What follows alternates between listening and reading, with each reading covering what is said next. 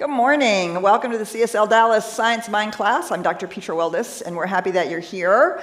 We're happy to have those of you in the room, and we're happy to have those of you online. First of all, I want to make a huge shout out to Dr. Tracy Brown for doing our class the last couple of weeks. As I just got back from Uganda, our CSLDallas trip to Uganda with Spirit Tours. It was amazing. It was amazing. It was so great.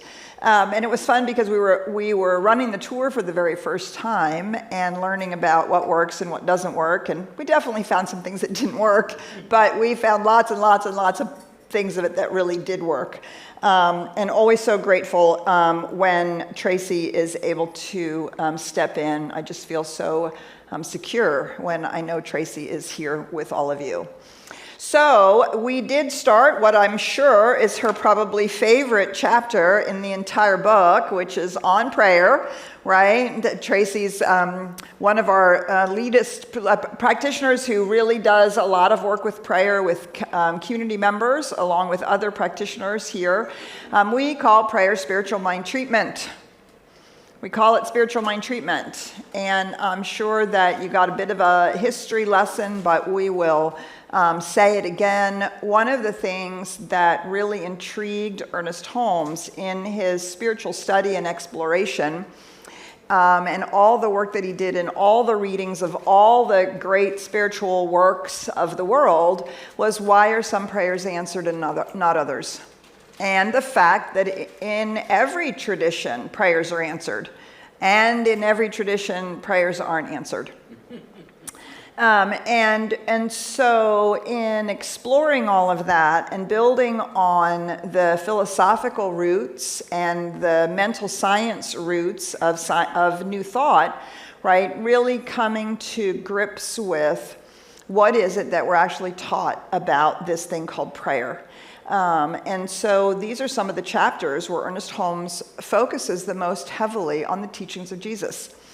Science of Mind is 50% the teachings of Jesus and 50% the teachings, I guess we could say, of Hinduism. And it is specifically from Hinduism we get the understanding of the creative process and the universal principles. But it is from Jesus, the teachings of Jesus, that we get an understanding of what makes prayer effective. And so these two things get married together because this is not about whether there's a right way or a wrong way to pray, or whether our own experience of prayer as communion should be done in a certain way. In Science of Mind, we focus on spiritual mind treatment as a way of moving our life forward in alignment with our spiritual principles.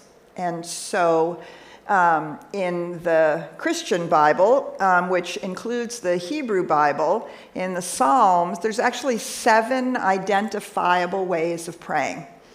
There's the prayer of beseech, the prayer of praise, the prayer of lamentation, the prayer of thanksgiving, the prayer of affirmation, and 2 others which I can't at the moment remember. The prayer of blessing, and now there's another one which I can't remember. And you can find all those, which is basically, to a certain extent, a conversation or an engagement with the formed and the unformed, with the finite and the infinite.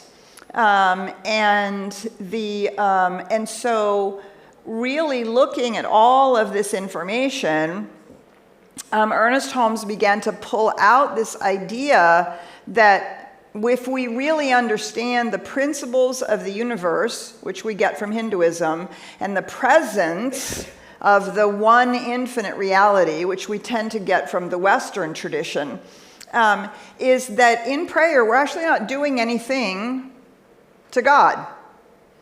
We're not. We're not changing God's mind. We're not saying, we're not bartering. We're not engaging in any way. Prayers that get answered are those that already have faith and belief as the ground. That there is an expectation for it to be answered. Not a wish, not a hope, not a bartering, not a I'll be good if you do this, or can you do this because I'll be good, or whatever the other things are. And of course, the prayers of lamentation, sometimes, sometimes things don't work out the way we would like them to. Sometimes really hard things happen.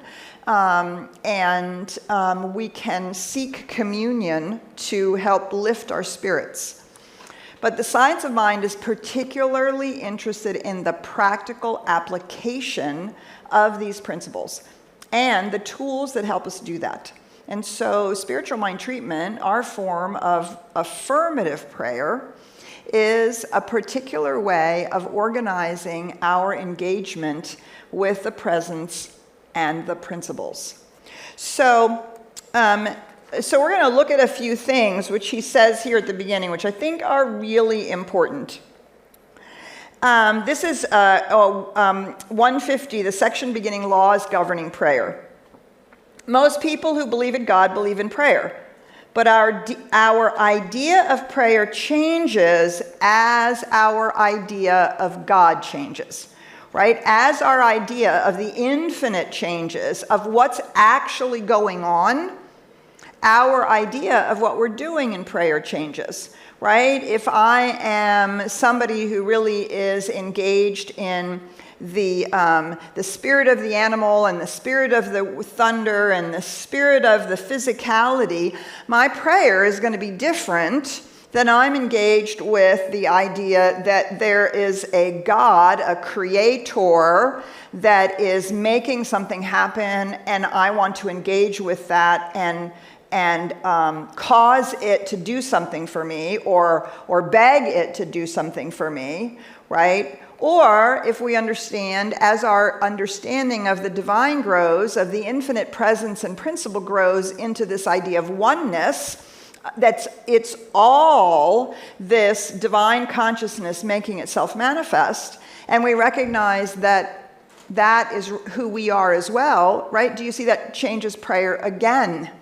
Changes the way in which we use the power and the principles for our good, for the good of others, for change and transformation, for healing and manifestation.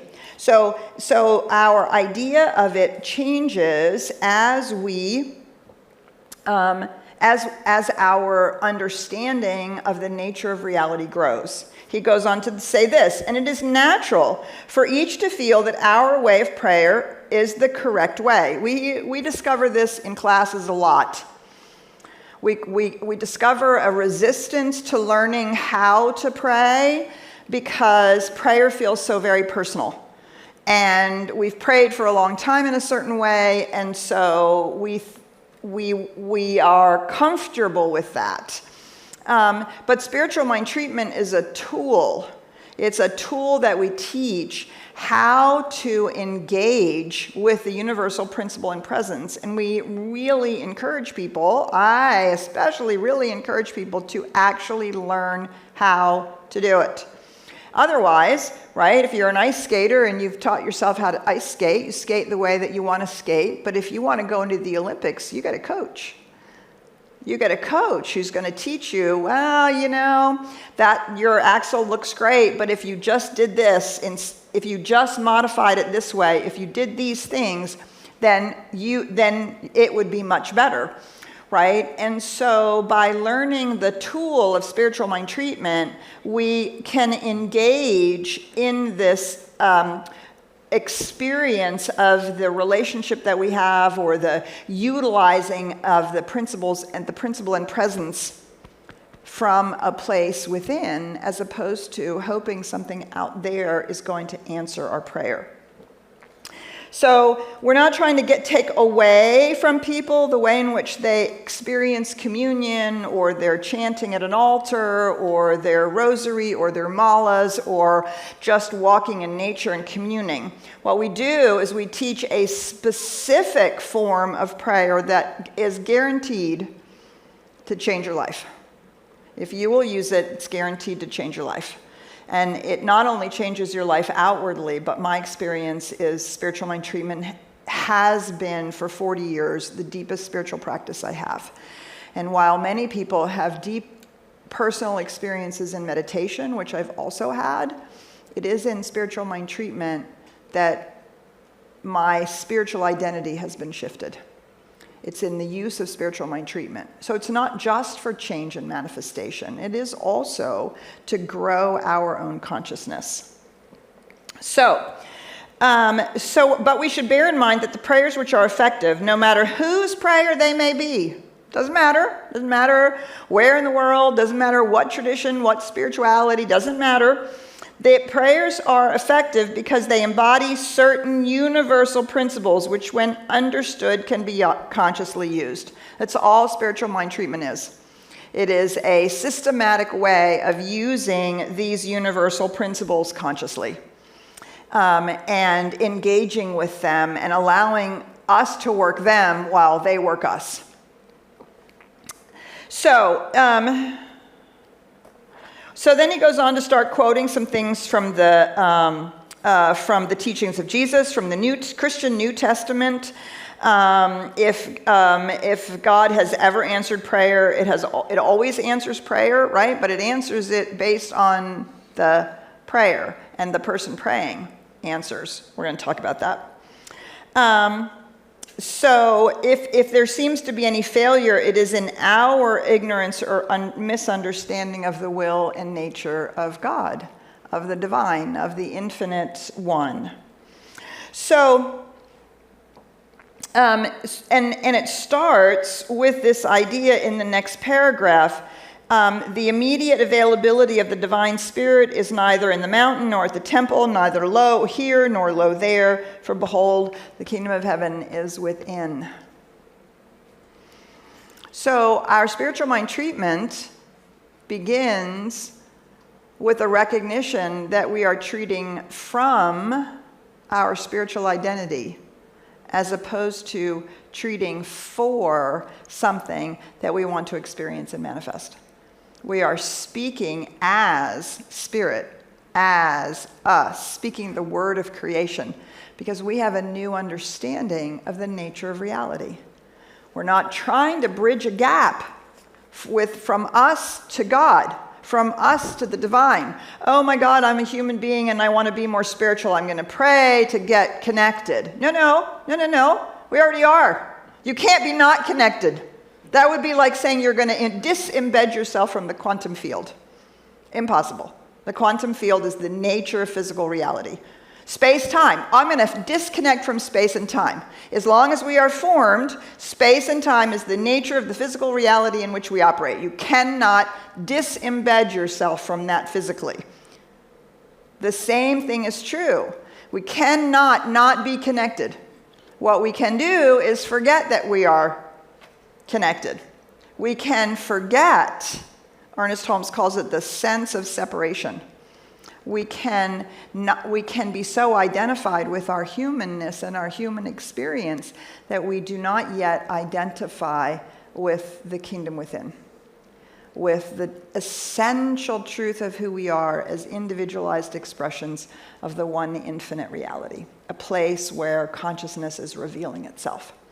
And so as we begin to explore spiritual mind treatment, we'll discover that where we start in our spiritual mind treatment or in our affirmative prayer work is, one, to focus on what do we actually know and understand about the nature of reality, about this infinite reality, and then we remind ourselves that that's also true about us, because we are the individualized expression of that, right?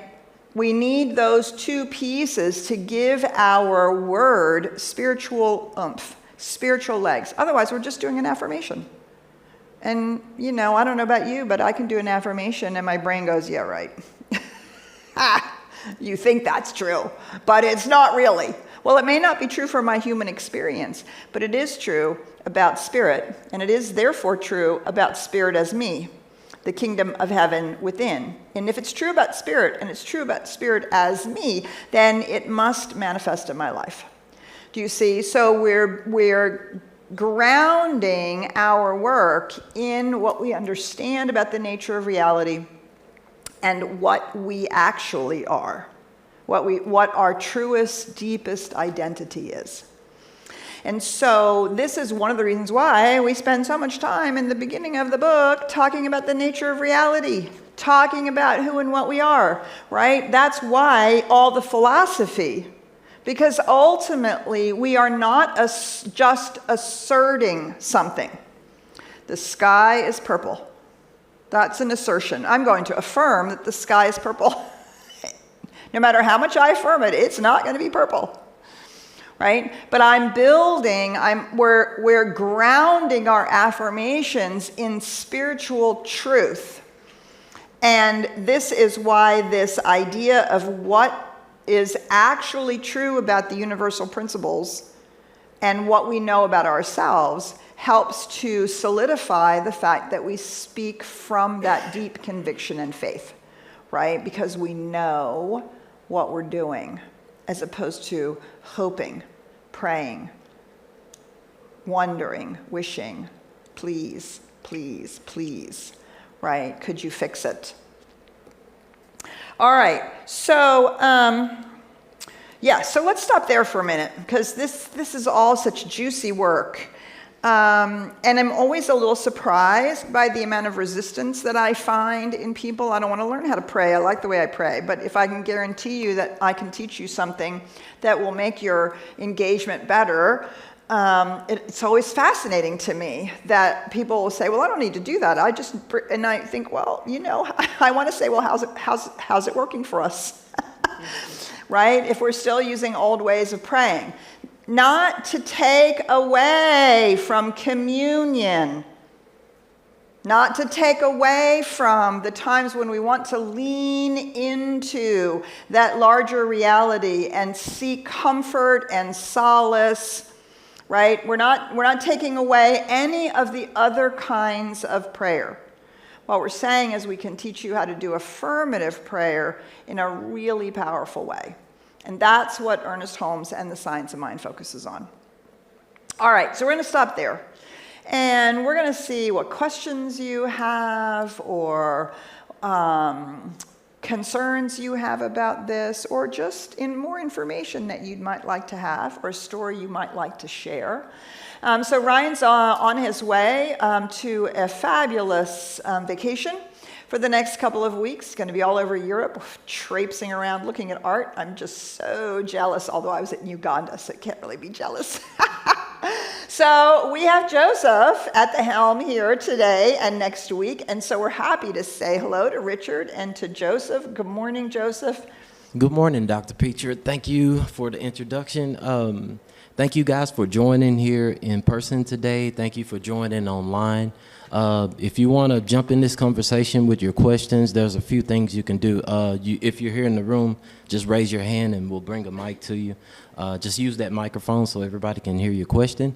And if you're online, just simply either type your question in the chat there or tap the raise your hand icon if you're joining us on Zoom. On Facebook, of course, type your question in, and without further ado, let's jump into it. Yeah. All right, so let's see what we want to talk about today about this fabulous topic of prayer and spiritual mind treatment. Carmen's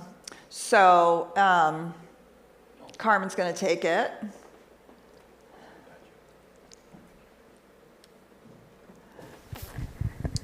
Hi, my name is Carmen.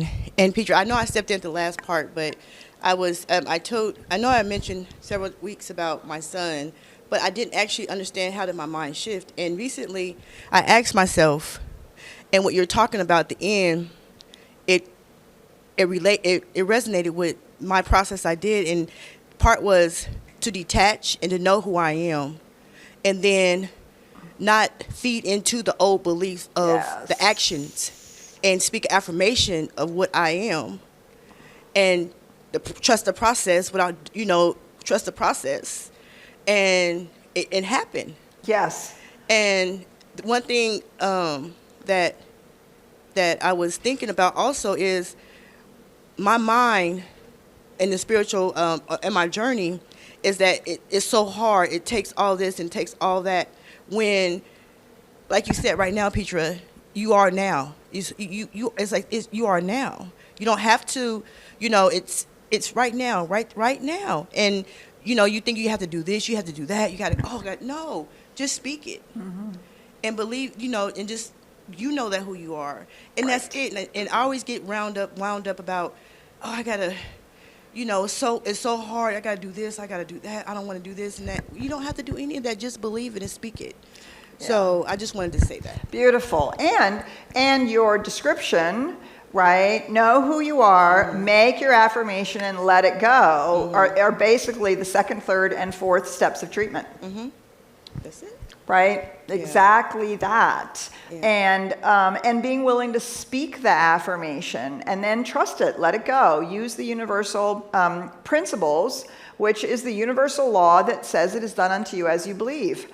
As you speak your word, that is what is reflected, right? It's the law of cause and effect. It's the karmic law. It's the way in which we understand everything moves from the intangible to the tangible, from cause to the outpicturing.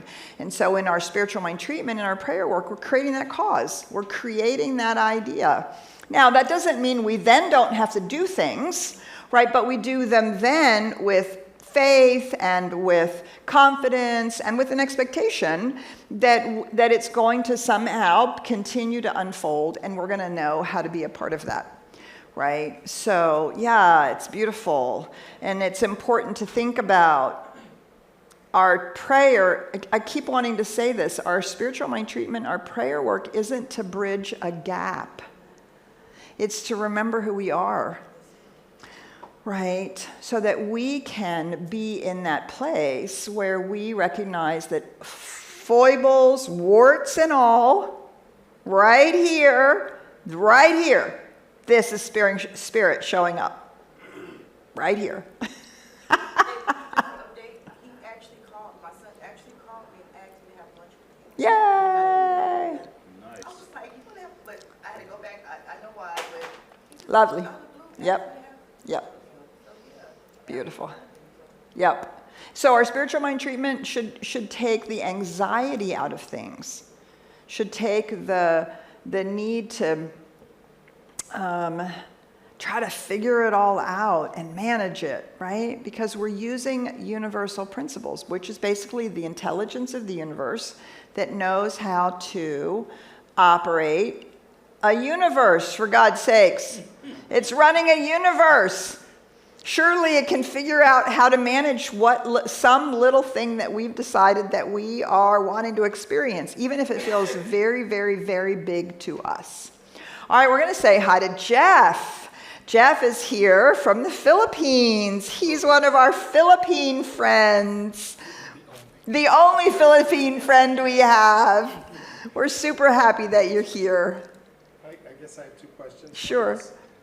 I'm just trying to think of times when I was called to say a prayer, and usually it's over food. It's like say grace. Yes. Be the one to say grace. So I wondered how you would approach that, and because it kind of has to be a little bit short. People are hungry. Absolutely.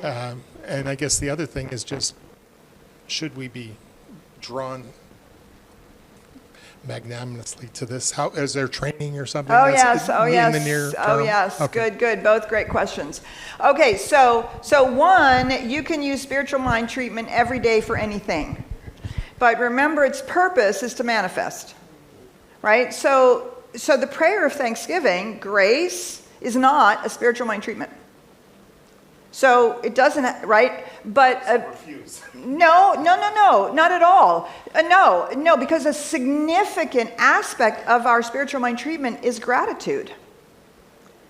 And so grace is that attitude of gratitude that we know is so important, right? And so how we do grace in Science of Mind, or I guess I should say how I do grace, is it's just gratitude.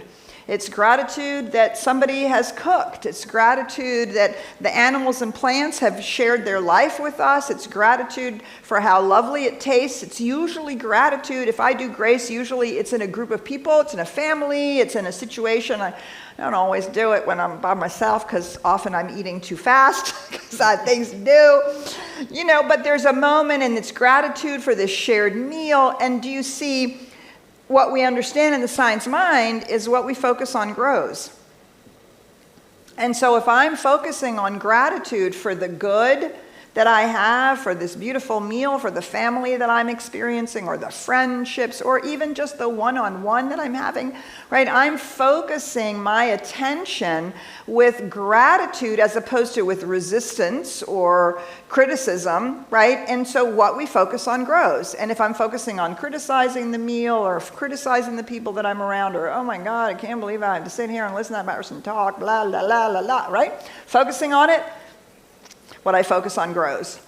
And so, so gratitude is a fabulous spiritual practice, right? And grace is just one of the ways that we remember. And of course, we always, when we do grace in our household, we're always grateful for all the good that other people have. And we affirm that as much good as we have, other people have as well. Because we know that that's not always the case for, for everybody. And so we want to extend that gratitude outward. It's not just, oh, we have good, and it's an isolated little thing, right? So grace is a great thing to do. Anytime that, and gratitude is a great thing to do. Get in your car, be grateful for your car. Get in have a big long trip, be grateful for the trip. I think if I remember back, I'm always usually focusing on the great group that we have and the friendship and that it continues. Yes, but don't forget the food. Right? Because that's spirit too. That's the infinite life feeding our physical bodies as the people are feeding our hearts and souls. Conversation is feeding our mind and our intellect and, right, all of that. So the whole thing. And yes, so we have a whole bank of classes that we teach here in person. We teach all of this in our classes. I'm starting a class in end of June, which is for those left brain philosophical thinkers, creative consciousness in the creative process based on Troward. We have a universal spiritual principles and practices class coming up in, I think, July and August, which is covering the basic universal the universal principles upon which science mind rests and this practice rests. We have e-courses. We have one, if not two, e-courses on spiritual mind treatment that you can get. All of this is on our education page, CSLDallas.org/education. And then there's the current schedule, and you can click on for e-courses. And those, of course, e-courses are all, self-paced learning. And so, yes, we have a huge program because we're breaking out of old ways of thinking about it. And so by being in the classes, not only you learning some new ideas, but you get to process them and work them and work them and work them with the people in your class and work them some more, right? And it's through that we begin to build, basically we're building a different paradigm, right? It's not enough to simply change the word God to spirit. It's not enough. Or universe, right? What we're doing is deconstructing a biological, cultural, and religious worldview that we grew up with. We're deconstructing that and reconstructing one that is based on a purely spiritual point of view, right, that comes out of the ancient Hermetic tradition and it's in the mystical traditions of every religion, it's in philosophy, it has come to us in so many different ways, but it's always slightly the alternative view, right, because it's not in alignment with conventional wisdom. Although a lot of it is now becoming very available, right? The more and more and more, it's becoming very available. But just doing affirmations or just, focusing on success or some of the things, the law of attraction and things like that, just doing that without the spiritual underpinnings can actually be very problematic because we're still using our power instead of the infinite universal power. When you're saying grace, you're doing it in front of all these people that are Catholic, very traditional too, so there's kind of a balance you have to Well, it depends on who's at your table, right? If you're sitting at my table, I'm going to say grace the way that I say grace, because you're sitting at my table. And if I'm sitting at your table, I'm going to understand that you're going to say grace the way that you say grace. Great. But that's why we understand no prayer is better than another, right? Our words aren't better than anybody else's words. They're just a way of describing our understanding. Yeah. All right. So we're going to see what's going on out there online. Looks like we have a question from our Zoom audience. Marjorie, could you unmute your mic and join us? Good morning, Marjorie.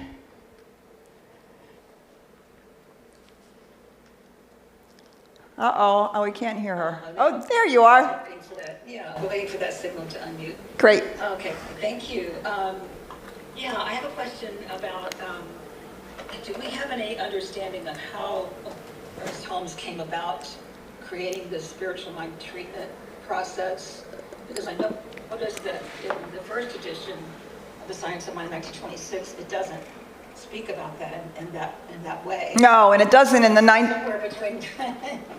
Somewhere between 1926 and 1938, he forms this spiritual mind treatment. Do we know anything about Yes. how he came to this? Absolutely, yes.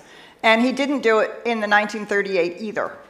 So there are a couple places in this section that we're going to read where he talks about the first 3 steps of treatment, but he doesn't call it that. He just says, start with your highest idea of the divine, and then remember who you are, and then speak your word. In all of the books that we have of Ernest Holmes, especially like Words That Heal Today, this thing called You, where he, if it's a great devotional, by the way, if you're not familiar with this thing called You, it's a beautiful devotional. Just read a little bit every day. And in there are lots and lots and lots of examples of ways in which he was doing his affirmative prayer work. And Ernest Holmes was using very Christian language. But he did begin to call it spiritual mind treatment because he understood it's spiritual because it's based on spiritual truths and principles. Mind, because it requires conscious, intentional, and deliberate speaking of your word. And treatment, because basically it's like taking a pill for your own consciousness. You're treating your own consciousness into a new view of reality. It's not about changing something out there. It's about changing what's here between our ears. So I always think of it as, if you have a headache, you take an aspirin. If you are wanting to grow something in your life, right? If you want to grow a flower, you put a little fertilizer on it. So you're treating your consciousness. So spiritual mind treatment is the phrase that he coined to differentiate it from prayer. So then a man named Orrin Moen, so in 1954, the Institute for Religious Science, the Institute of Philosophy and Religious Science. So Ernest Holmes had a sanatorium. He healed thousands and thousands of people. And people were interested in understanding it. So he was writing all these books, he was doing all this stuff. And so he and a few people, they decided to start an institute. It was called the Institute of Philosophy and Religious Science. And during the Depression, he was teaching thousands of people, speaking, doing all this stuff, right? Writing. They re-edited the Science of Mind. The Science of Mind. We used that 1938 version. And so then people started getting, he got ordained in divine science. People started taking his classes. They were going out. And they were starting churches of religious science. The problem is that over time, they weren't necessarily teaching religious science. They were teaching whatever they understood about religious science and maybe adding things that were or were not. So in 1954, Ernest Holmes was persuaded to create an organization, and that organization would develop an education program. And if you wanted to become a practitioner or a minister, you had to go through this education program, so that if somebody said, I'm teaching science of mind, they would actually be teaching science of mind, right? And it is during that process that a man named Orrin Moen went back through all of the stuff, worked with Holmes, worked in this curriculum process, and said, okay, let's codify what it is that we're doing. So to confuse the issue altogether, if in all of the readings of the Ernest Holmes, he has a 1, 2, 3, 5, 7, and 10-step treatment. He models it, he talks about it. So they were like, okay, we're trying to get some, what is the basic structure? And interestingly enough, Orrin Moen, he created the 5-step treatment that we teach as the primary skeleton of what Ernest Holmes was teaching in the Science of Mind, and did it with the blessing of Ernest Holmes. Ernest Holmes was involved in all of this. And at some point, there also arose a 4-step treatment with similar but slightly different language. When I was going to ministerial school, practitioner school and ministerial school, I learned both, because they have a slightly different flavor. Because Ernest Holmes talks about, in here, we're going to read about it, he talks about mental treatment and spiritual treatment. They're both spiritual mind treatments, but they have a slightly different flavor. You can learn all about this in my e-courses, because I talk about this. Plus, I wrote the class, The Art and Science of Spiritual Mind Treatment, that CSL teaches, and we talk about these 2 different kinds of treatment. One, it's not quite as linear as it's taught, it's the process. And so out of all of that comes a framework. The 7-step treatment simply adds affirmations and denials into the 3rd step. So that's what makes it a 7-step treatment. I have no idea what makes it a 10-step treatment, but that's how this all has come down to us. And the idea was to provide a framework and to help make it coherent, because the Science of Mind is a surprisingly coherent, amazingly rational understanding. The only leap of faith you have to make is that we live in a spiritual universe. That's the only leap of faith you have to make, that there is something beyond the physical.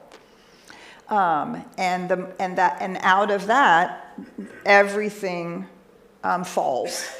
So we continue to keep striving for more clarity. And as somebody said earlier Nicole said it's so hard to read because maybe it was Ross. It's so hard to read because it's so repetitive. Ernest Holmes is so repetitive.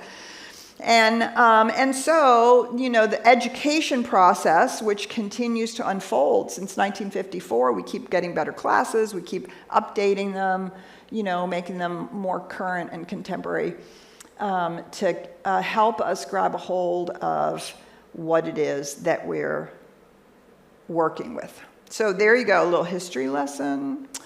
It's a great question.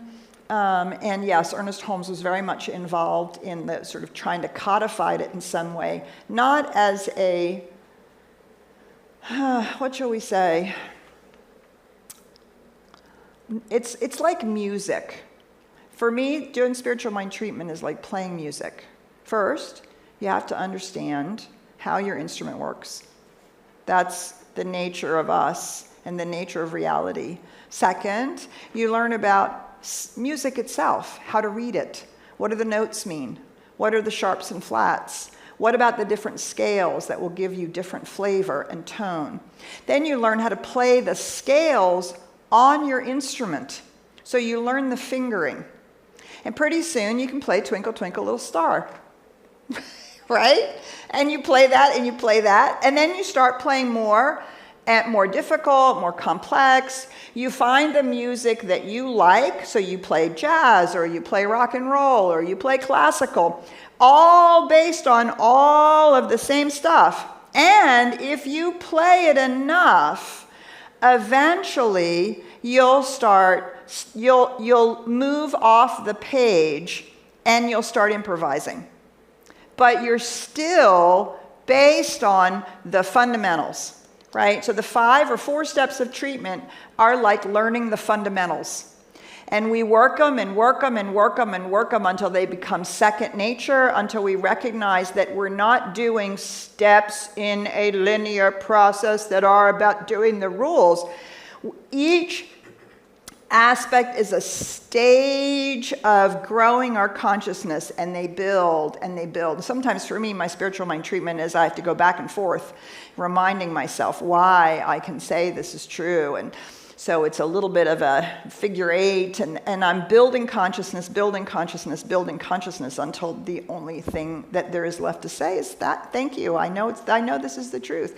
And then we have to let it go, as Carmen said. We have to let it go and let the universe, let the principles and laws that we trust actually do the work. That's their job, is to do the work. So we teach it as 5 steps, but we take it, and it's just like learning music. It's boring at the beginning. You have to learn where the scales are, and like piano, I remember having to learn how to, you got to do the last 3 notes with your fingers crossing over. And if you don't do that, you can't play the whole scale. You have to learn how to do that, and then you get good at it. And then pretty soon it's muscle memory. And then pretty soon you can start playing actual pieces of music. So this is what we're doing. This is why it's so valuable. I've been doing spiritual mind treatment for 41 years, and it has absolutely changed my life. Changed who I am and who I know myself to be.